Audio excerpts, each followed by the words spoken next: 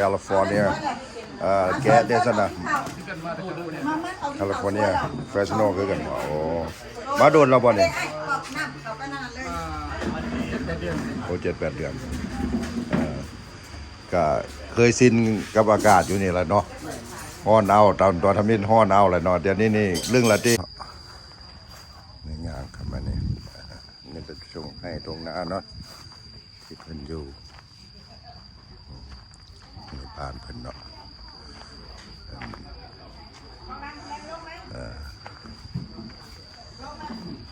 จากนี้มีคนมาความอบอุ่นแล้วเนาะเอาจังได้ในซักสบายดีนี่มีซักนี่เด้อนี่นี่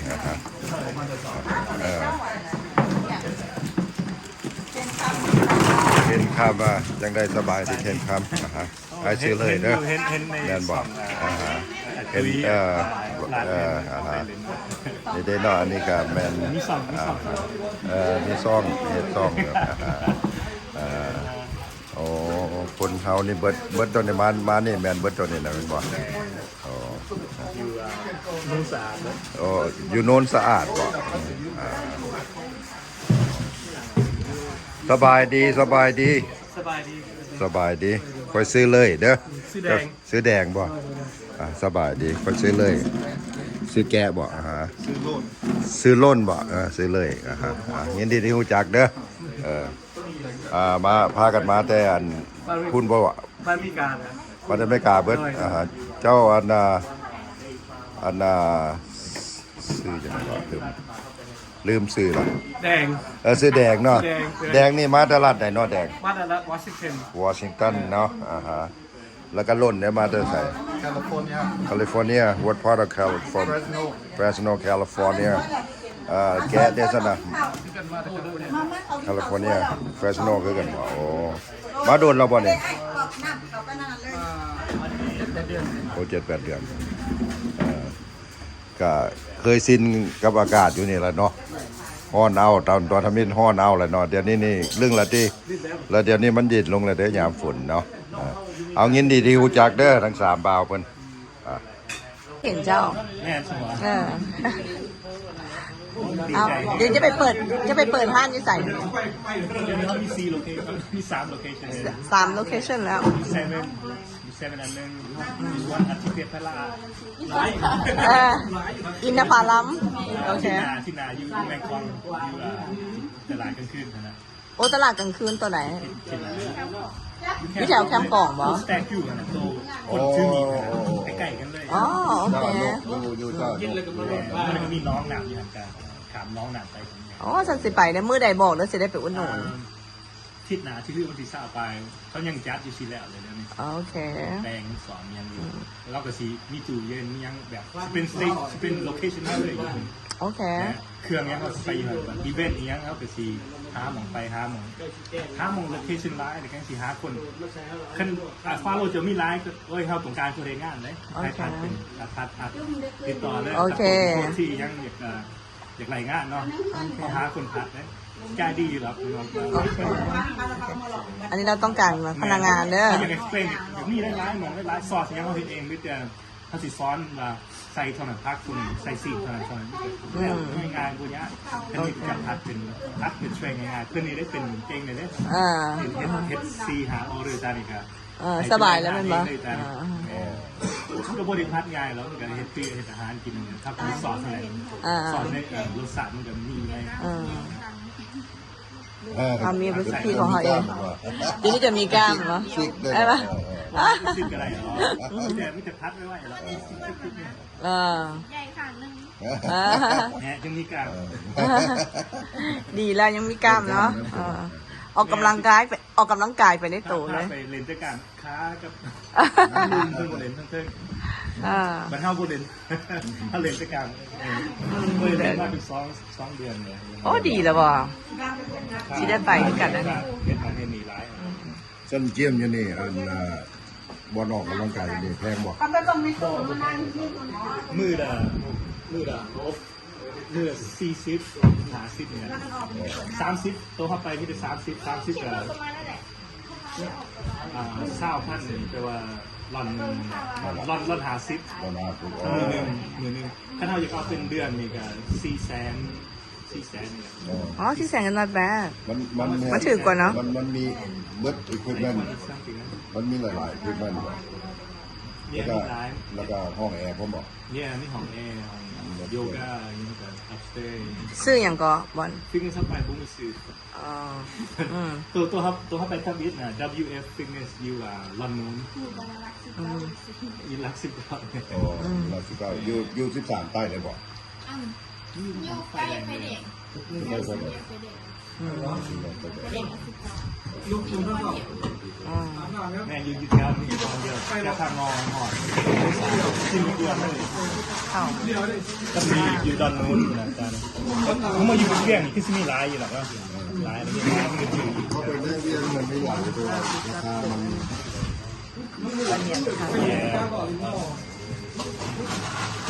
Like us, we can't afford it. ค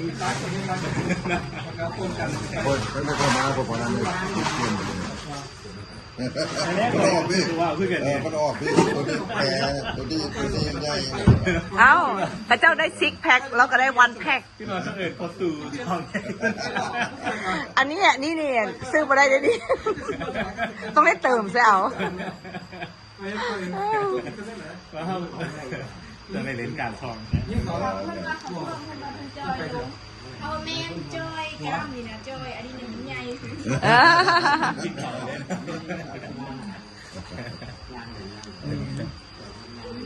เอา โอ้ยแตงโมเนี่ยกับโซเดียมนะแตงโมเนี่ยให้เราโซเดียม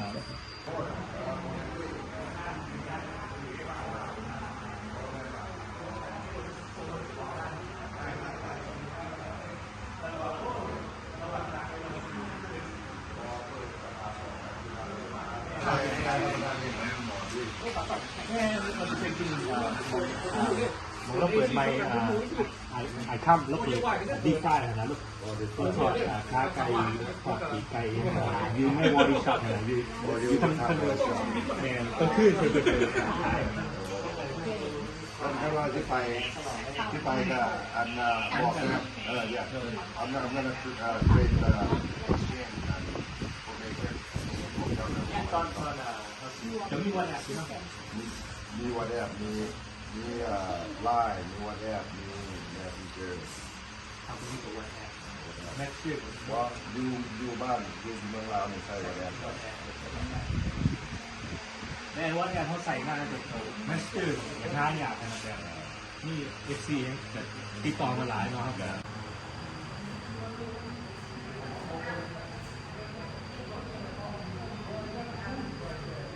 เงินได้แล้วเนาะโมทานน้ำกระเสือไปเห็นบุญน้ำเพลินบุญนั่นแหละเมื่อตั้งบุญนั่นแหละท่านเห็นบอกว่ามีแมงวันเลยนะแต่งผ้าขาวเงินไปเศร้า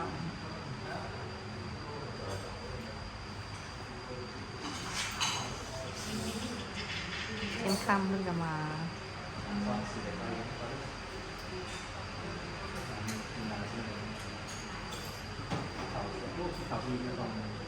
คนเป็นของที่ของคนอยากได้ต่อแต่คนอยาก เป็นยาเข้าไปเพื่อจะแซ่ได้ แม่คนมาเด้อหมอเอ้ยอ่านน้องลูกร้านมา ตรงในหน้านะ พอเห็นก็เสียใจเด้อมาเขามานั่งใจมากกันได้อิ่มเมื่อเด้อผมมีผู้ใดว่าบ่ได้อิ่มกินข้าวที่น้ำเอาแต่เป็นคนที่มีลูกชมบุญชมคุณให้เพิ่นได้เพิ่นโมเพิ่นทานน้ำแก้วกะเป็นของทานแก้วทานผิดเด้อเป็นโมเจ้านะเป็นทานน้ำเจ้าเพื่อนยังก่อน กี้ เพื่อขี้เนาะเพื่อขี้กับกินทานน้ำเจ้าหาแสนไปก่อนเด้อให้หอดให้ถึงให้เจ้าหักจักเอาไว้พยาไทซี่จะได้เกิดศาสนาเพื่อนมาหลายปีมันจะ90 ปีให้นั่นให้ตายกันบาดเกิดศาสนาเอามาห่วงกันอีกเทคำกับเพิ่นก็สิไปหาเงินแล้วไปเปิดห้างชุกเซาผิดลูกค้าทลายคนแรงมือเห็นบุญคนแรงลูกก็สิมาห่วงมันอีกเด้อลูกค้ามาให้ เช็ดพักไข่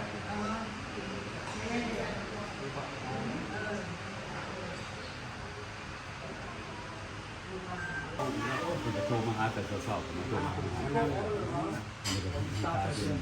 ตุกนะ เราไปนั่งซึ่งเราเสร็จมากลางคืนเนี่ยเจอ11 โมงกับ11 โมง 40 บาทคืนคืนอีกนอนผมมาเบิ่งแมตช์เจอใครเพลงโชว์มากอีกคนกับผู้ ตอนนั้นเพิ่งยังมี11เนาะประมาณ11 โมงเสียประมาณ1 โมง ซ้ำนั่นแหละเขาอะไรอย่างเป็นเซตมาหา11 โมง 40 เสีย โอ้อย่างคนสิถ่ายเลยเนาะ เราบอกแม่คนเป็นหู พอไปเซตหาดูเขาในเรื่อง ตัวจัดเนาะโอ้ อันนี้มัน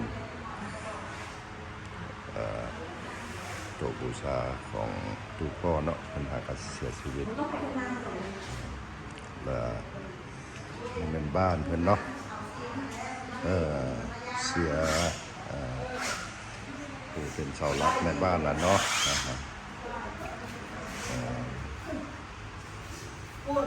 อันนี้เนาะเพิ่นยังมีแม่ตู้อยู่เนาะอันนี้มันนี่จันเนาะสบายดีแม่ตู้แม่ตู้เพิ่นก็ตาบอดเนาะ แม่มันบ่เห็นเพิ่นบอดแต่อายุเพิ่น70 ปีปุ๊บ โอ้ เพิ่นเอาเพิ่นไปค้ำเขาวัดไปวัดเลยงูเห่าเป่าตาเพิ่นก็สิบ่เห็นหุงแล้วบ่เห็นหุงมาเลยบัดนี้เห็นไผพระทักษิณเราอยู่อเมริกาพุ่นเราบ่ได้เป็นหยัง มันถามหา ตามหาร้านเคย เนาะ กับร้านเคย เออ เพิ่นเห็นพระทักษิณแต่เพิ่นพระทักษิณยังเป็นบ่าว โอ้ เคยอยู่นํกันผัวพันกันเป็นพี่เป็นน้อง เป็นบอ กั ก น เป็นถามหาตูพ่ออยู่เนาะ บ่ทันได้บอกเพิ่นให้เพิ่นพูด เพิ่นบ่ทันฮู้เทื่องเป็นนี่ก็เสียไปแล้วเนาะสาวหลักเนาะเพราะว่านี่ ต้องได้กินนมใส่เป็นพอตลอด กินข้าวกินแต่กับนมในกระสอบอีกแนวอื่นบ่กิน อันชนเจ้าบ่ได้มีรายได้หลายอย่างบ่ซุมื้อนี้ อันเป็นมื้อเฮาน่ะนึงมากกับไปหลอกถ่ายคลิปคือความหวังของทุกพ่อเนาะตะกี้บ่ทันได้เฮ็ด YouTube นั่นเฮาไปหลอกขายเครื่องเฮ็ดคุกกินเฮ็ดนั้นไปหลอกขายบัดแต่ค่าเฮ็ด YouTube แล้วเพิ่นก็มีแต่ให้เฮาไปหาหลอกถ่าย YouTube ให้เพิ่นความหวังเพิ่นจะเป็น YouTube เจ้า เอาไปถ่ายบ่เป็นหนังสือกับกุ้มเฮ็ดความหวังของผัวจะเป็น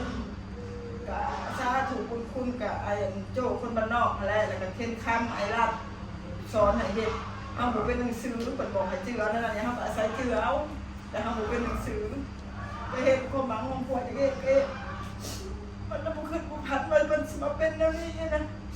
เพิ่นจะเป็นเสาหลักครอบครัวแท้ เนาะค่ะสาวหลักเลย ฮะ โอ้เพิ่น เพิ่นเสียแล้วเขาเสียแล้ว เนาะเพิ่นฮู้แล้วจังว่าเพิ่นสิบอกจังว่าสิอำเพิ่นได้ครับ เพิ่น บ่ เป้าก่อนแล้วเด้เพิ่นว่าตายแล้วเพิ่นว่าคนทั้งสิ้นก็ตายแล้ว เอาขอฝากไว้เด้ออันนี้แม่น อยู่ในประคองอยู่อเมริกาผลรัสเซียน้ำเกลือแล้วอยู่อเมริกาผล นี่มันนี่จันเนาะเป็นเมียของตูพ่อเนาะอ รั ยู่ สเซีย ลาว อเม นี่ ริกาแล้วผลโทรมาเมื่อใดก็ถามแต่ถามใหญ่กินข้าวแล้วบ่เอายังให้เรากิน ตู มื้อ พ่อ นี้ นี่เสียละ เสียเสาหลักไปแล้วนะ เอาการนั้นมันนี่จันฝากซ่องของเจ้าได้ซ่อง YouTube ของเจ้าไว้มีเพื่อว่ามีคนเพิ่นอยากทักทายมาอยากช่วยเหลือเนาะตอนนี้ช่องเฮาหันก็ส่องเลิฟลิฟวิ่งลาวเลิฟลิฟวิ่งลาวส่องทำมีหยังก็ฝากติดตามเด้อพ่อแม่อ้ายน้อง FC ก็ทุกคน เอาก็เนาะอันขอฝากฟังซ่องเริ่มเรื่องเล่าวไว้เด้อของเพิ่นชื่อมันนี่จันเนาะแล้วก็เป็นเมียของตู้พ่อที่อยู่เมืองลาวนี่แหละที่ตู้พ่อเพิ่นก็เป็นเสาหลักอยู่นี่เนาะอันนี้เพิ่นยังมีแม่ตู้อีกเพิ่นแม่ตู้เพิ่นก็ตาบอดตั้งแต่ อายุ70 อา ปี ยุ70 ปีเดี๋ยวนี้เพิ่น90 98 โอ้เพิ่น98แล้ว เสื้อเพิ่นยืนได้คันไปน่ะเสื้อเพิ่น500ไปหล่นไปเองดอกบ่เจ็บบ่เป็นแล้วก็หล่นไปเอง เจ้าเนาะเ พิ่นเดี๋ยวนี้เพิ่นก็ฮู้แล้วว่าทุกพ่อเนี่ยเสียชีวิตแล้วเพิ่นก็ให้หน่อยตนเนาะเอาถ้าว่าผู้ใดมีอย่างมีคอมเมนต์อย่างอยากช่วยเหลืออย่างก็ติดต่อมาทางช่องของเลิฟลีฟลาวเด้อ โดยเลิฟลิงเรา โอเคเนาะขอฝากไว้ก่อน หลาย มือชมสการประตูพ่อกับสิเป็นวันที่23ชมสการเลยเฮากับสิได้ตั้งกองบุญอยู่เฮือนเฮาอยู่พี่สิตั้งกองบุญกองหนึ่งเพื่อเฮ็ดบุญหาเพิ่นเฮาก็บ่จักไปก็บ่ได้มาก็บ่ได้ ก็มีแต่อ้ายน้อง โดย ที่มาแต่พุ่นละเนาะ โดย หักแพงกันบ่ได้ทิ่มบ่ได้ปากันเนาะ แม่จ้าถูกบุญคุณเลยอ้ายมาหอเพื่อนถึงสร้างบริถิตเลยป้ามาแลมาคอยมาอบมาอุ่นมากินทานนำไว้สาธุแล้วบุญขับนำสู่อ้ายบรรทุกขู่ทุกคนเด้ออยู่ดีมีแห้งให้ห่างให้มีเห็นน้ำให้ด้วยพวกเก่า ขอจบคลิปไว้เพียงเท่านี้เนาะขอบใจหลายเด้อให้กดไลค์กดแชร์กด Subscribe นี่เป็นตู้เนาะตู้มันก็97 ปีแล้ว